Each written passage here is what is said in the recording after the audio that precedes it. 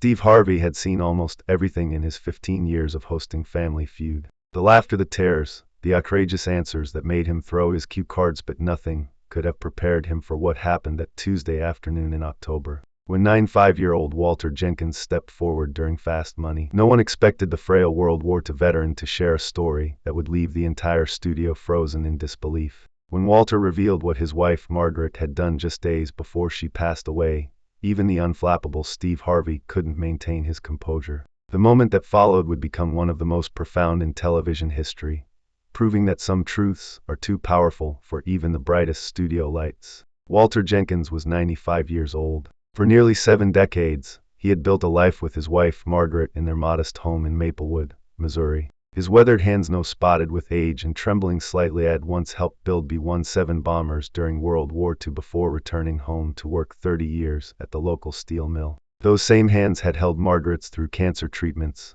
the birth of their 4 children, and the loss of their youngest son in Vietnam. The Jenkins family had come on Family Feud as part of a special Veterans Week episode, with Walter joining his granddaughter Emily, her husband, and 2 of their adult children. Walter hadn't planned to participate actively, was just happy to be surrounded by family and fulfill Margaret's lifelong wish to see a television show taping. But when Emily's husband developed sudden back pain minutes before filming, Walter had quietly volunteered to take his place. "I might be old, but I'm not useless," he had told his worried granddaughter. "Your grandmother would have wanted me to help."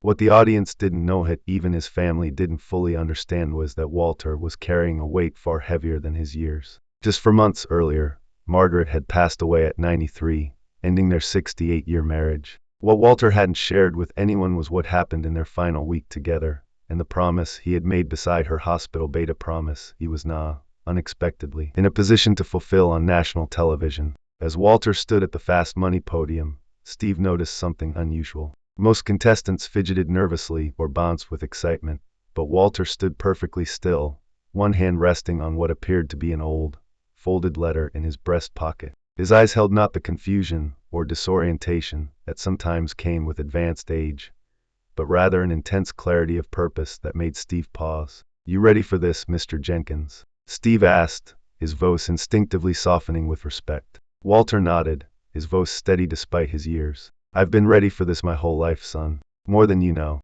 The Jenkins family had already won the main game, with Walter surprising everyone by providing 2 of the winning answers despite his age. Now it was time for Fast Money, and Emily had gone first, scoring an impressive 158 points. Walter needed just 42 points to win the $20,000 prize for his family. 20 seconds on the clock, Steve announced as Walter took his position. "Name something people are afraid to do as they get older." "Drive at night," Walter answered without hesitation. "Name a place where you might find an umbrella stand." "Entryway." "Name something you hang on a wall." "Photographs." "Name a reason someone might wake up at 3 a.m. "Bad dreams." "Name a famous mouse." "Mickey," Walter said as the buzzer sounded. The audience applauded politely, but there was tension in the air. Walter had seemed distracted during the last 2 questions, his eyes drifting toward the letter in his pocket. As Steve prepared to reveal the scores, Walter suddenly raised his hand.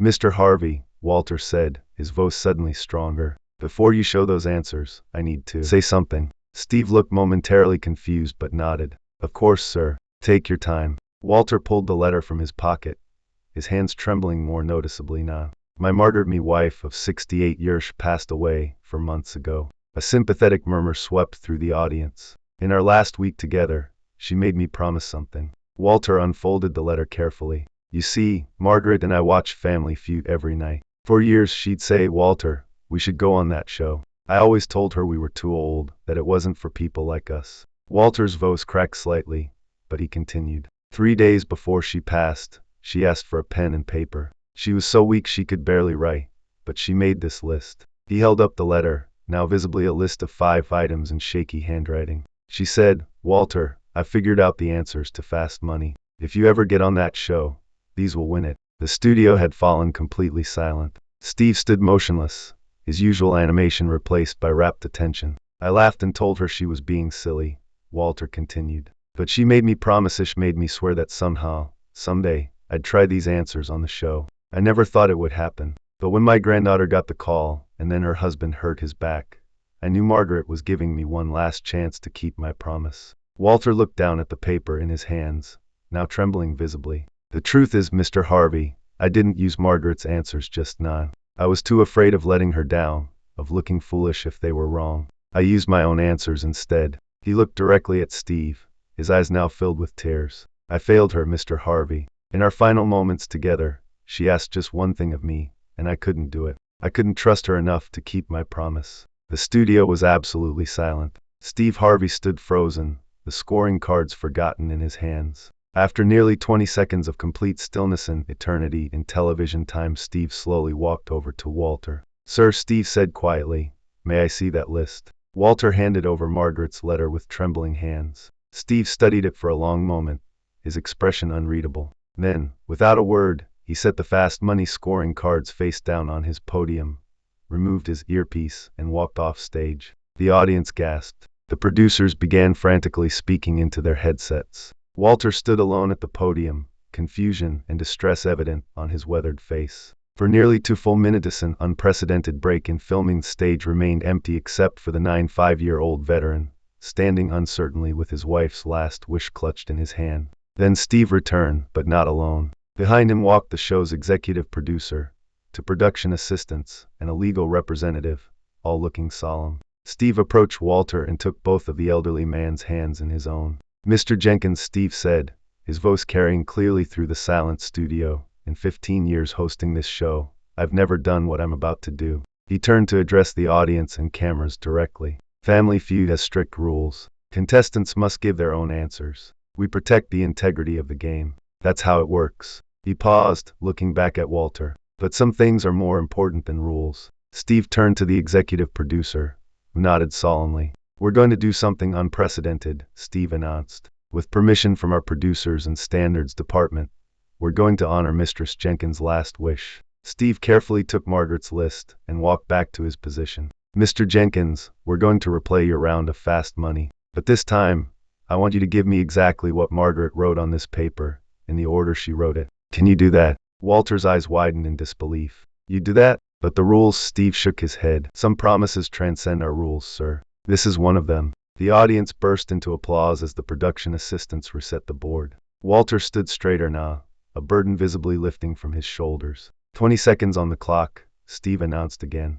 "Name something people are afraid to do as they get older." Looking at Margaret's list, Walter replied clearly, "Drive a car." "Name a place where you might find an umbrella stand." "By the front door." "Name something you hang on a wall." "Family portraits." "Name a reason someone might wake up at 3 a.m. to use the bathroom." "Name a famous mouse." "Mickey Mouse." Walter finished just as the buzzer sounded. Steve looked down at the original fast money cards, then at Margaret's list, his expression inscrutable. The studio was hushed in anticipation. "Mr. Jenkins," Steve finally said. "Your first answer, drive a car." Survey said. The board revealed 42 points. "By the front door is where you'd find an umbrella stand." 29 points. "Family portraits for something you hang on a wall." 35 points. "To use the bathroom for why someone might wake up at 3 a.m. 41 points. The running total was already 147 points. With Emily's 158, they had won easily, but there was still one answer left. "And for a famous mouse, you said Mickey Mouse." Survey said. The board revealed 45 points. The studio erupted. Walter had scored 192 points, alone a near-perfect round. Combined with Emily's score, the Jenkins family had achieved 350 points, one of the highest fast money scores in the show's history. But Steve wasn't looking at the scoreboard. He was watching Walter, who had sunk to his knees, clutching Margaret's letter to his heart, tears flowing freely down his weathered cheeks. "She knew," Walter whispered. After all those years of watching, she knew exactly what to say. As the initial applause began to fade, the magnitude of what had just happened settled over the studio. Production assistants were wiping tears from their eyes. Camera operators were trying to maintain their composure. The Jenkins family stood in shock, witnessing their patriarch's moment of vindication. Steve knelt down beside Walter, placing a supportive hand on the elderly man's shoulder. This wasn't in the script. This wasn't part of the game show formula. But in that moment, Steve Harvey wasn't a host, was simply a human being connecting with another's profound grief and redemption. "Tell me about her, Mr. Jenkins," Steve said quietly, but the microphones caught every word. Walter took a deep breath, steadying himself. "We met at Pearl Harbor, December 5, 1941, 2 days before the attack. I was a young sailor, just 19. She was a nurse, 21 years old, with the brightest smile I'd ever seen. The audience listened in reverent silence as Walter continued. After the attack, everything was chaos. I was pulling people from the water, and suddenly there she was again, covered in soot and blood, still helping everyone she could. We found each other in all that destruction, and I knew right then I'd never let her go. Steve helped Walter back to his feet. And you never did. 68 years, Walter nodded. Not all of them easy, but every one of them worth it. What was her secret? Steve asked. How did she know the right answers after all these years? Walter smiled through his tears. Margaret always said the secret to our marriage was that we actually watched each other, not just lived side by side. She knew what I would say, and she knew what most people would say. That's how she figured out the Gamma be really paying attention to people. Steve turned to the audience. I think we all just got a master class in marriage from Mistress Margaret Jenkins. The applause was thunderous. But Walter wasn't finished. There's more to her letter, he said, unfolding another section that had remained hidden. She wrote, Walter, when you win because I know you will, I want you to do something we never got to do. Take our family to Pearl Harbor. Show them where our story began. Show them the exact spot where you first asked for my name. Walter's voice broke. We talked about it for decades, but there was never enough money, never enough time. Always next year, we said. Then suddenly, there weren't any next years left. Steve looked at the executive producer, who was already nodding before Steve could even ask the question. Mr. Jenkins, Steve said, his voice strong with emotion, Family Feud would be honored to send your entire family to Pearl Harbor. Not just with your winnings, but as our guests. Every expense covered. A private tour. Whatever it takes to fulfill that promise to Margaret. The studio erupted again, but Walter seemed lost in memory. She always knew, he said softly. Even at the end, she knew exactly how to take care of me. The cameras caught Emily, Walter's granddaughter, approaching slowly. Grandpa, she said gently, is that why you insisted on wearing Grandma's wedding ring on that chain around your neck today? Did you know this might happen? Walter touched the small gold band that hung beneath his shirt. I wanted her to be here, he said simply. Somehow she made sure she was. What happened next wasn't planned, wasn't scripted, and had never occurred in 15 seasons of Family Feud. Steve Harvey, overcome with emotion, had to remove his signature glasses and wipe his eyes. Then, in an unprecedented break with game show protocol, he embraced Walter Jenkins in a hug that lasted nearly 30 seconds, neither man speaking, both understanding that some moments transcend words. When Steve finally stepped back, his usual jovial demeanor was replaced by something more solemn. Ladies and gentlemen, he said to the cameras, we'll return after these messages. But before we go, I want to say something. What we've witnessed here today isn't about a game show. It's about a love that survived a world war, raised for children, endured the loss of a son, and even now even after death continues to provide guidance and care.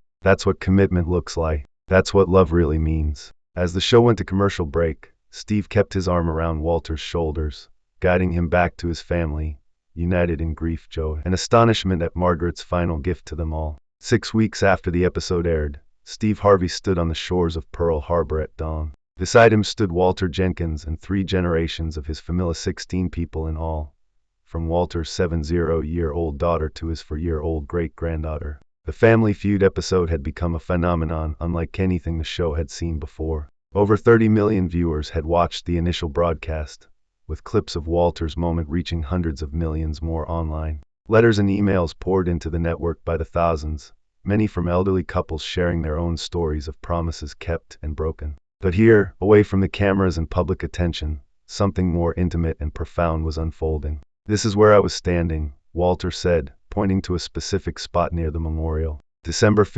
1941. I was just a boy from Missouri who'd never seen the ocean before joining the Navy. I was homesick and scared, though I wouldn't admit it to anyone. His family gathered around him, listening intently as he continued. The nurses' quarters were just over there. Margaret was walking with 2 other nurses. They were laughing about something. She had this red ribbon in her hair. Walter's voice softened at the memory. When she smiled, it was like nothing I'd ever seen before. I forgot to be scared. I forgot to be homesick. I just knew I had to talk to her. Steve watched as Walter's great-grandchildren stared up at him in wonder, perhaps truly seeing him as a young man for the first time, not just as their elderly great-grandfather. What did you say to her? Asked Emily. Walter chuckled. Nothing clever. I just asked, miss, could you tell me how to find the mess hall? She knew I was lying. The mess hall was the biggest building around, nobody could miss it. But she played along, gave me directions like I really needed them. Then she said, "If you're still lost at dinner time, I'm off duty at 6. Walter led his family a few yards away. Right here. This exact spot. This is where I was standing when the attack began the next morning. The world exploded around us. Men were shouting, planes diving. I was frozen with fear until I saw nurses running toward the harbor, not away from it. And there she was again, Margaret, running toward danger to help however she could." He knelt down slowly but deliberately and placed a single white rose on the ground. "We found each other that evening, among all the injured and dying. She was exhausted, covered in other people's blood, but still working. I brought her water, helped her any way I could. When she finally took a break, we sat right here as the sun was setting over the burning harbor. That's when we made our first promise to each other." Walter's daughter stepped forward. "What promise, Dad? You never told us this part." "We promised that if we survive, we would come back here someday, together, to remember not just the horror of that day, but to celebrate finding each other amid all that destruction." Walter's voice trembled.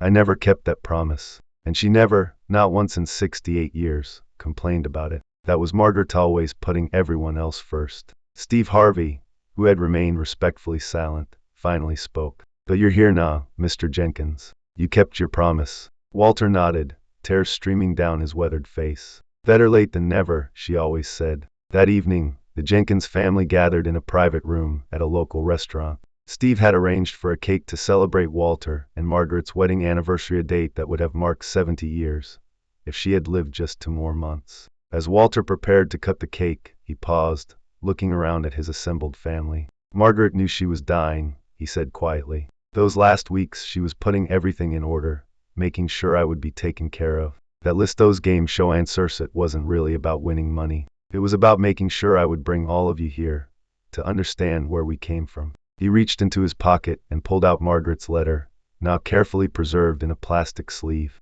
"There's a part of this letter I haven't shared yet," he said. "The part she wrote just for all of you." Walter handed the letter to Emily, who unfolded it with trembling hands and began to read. "To my beloved family, if Walter has read this, then something remarkable has happened. You've gone on our favorite show and hopefully, you've won. More importantly, you're now in Hawaii, at the place where your family's story truly began. I have one request for each of you. Find love like Walter and I found. Not the easy kind that comes when everything is perfect, but the kind that survives war and loss, financial struggles and heartbreak. The kind that grows stronger through hardship. Remember that promises matter, even small ones. Even ones that take a lifetime to fulfill, especially those. And finally, don't wait. Don't say someday or next year for the things that matter most. Walter and I had a beautiful life, with only one regret, that we postponed so many dreams thinking time was endless. Time is not endless. It is precious. Use it to keep your promises to each other.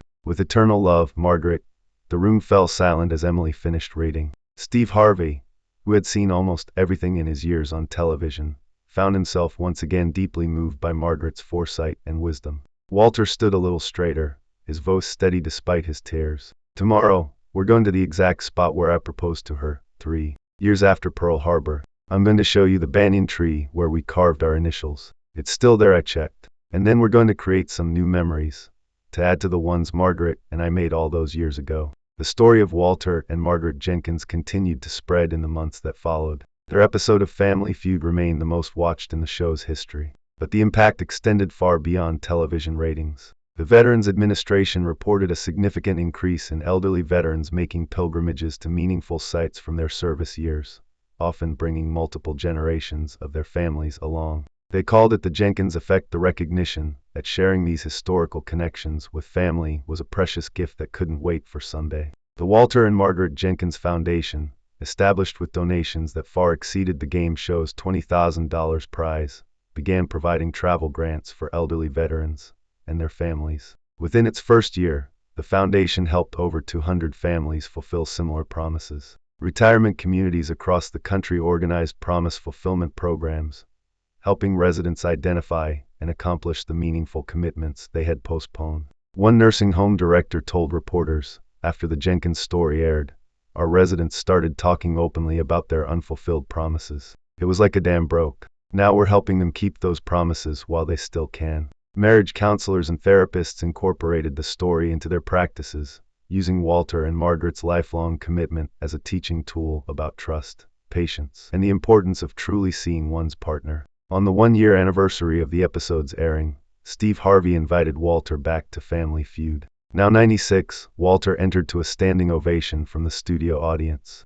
Last year, Steve told the viewers, a 95-year-old man taught us all something profound about love and commitment. Today, we're honored to announce a permanent change to our show. Steve revealed that Family Feud would now include an annual Margaret Jenkins memorial episode during Veterans Week, with all winnings doubled and matched with donations to the Jenkins Foundation. But that's not all, Steve continued. We're also introducing a new tradition. At the end of each Veterans Week episode, we'll ask one special bonus question. He turned to Walter. Would you like to tell them what that question is, sir? Walter smiled, his eyes bright with emotion. Name something worth waiting a lifetime for. According to the survey results, the top answers were true love, family, peace of mind, finding your purpose, and keeping a promise. Walter nodded approvingly at the board. Margaret would have gotten them all right. In the 3 years that followed, Walter Jenkins became an unexpected cultural icon. He was invited to speak at military academies, universities, and even the United Nations International Day of Older Persons.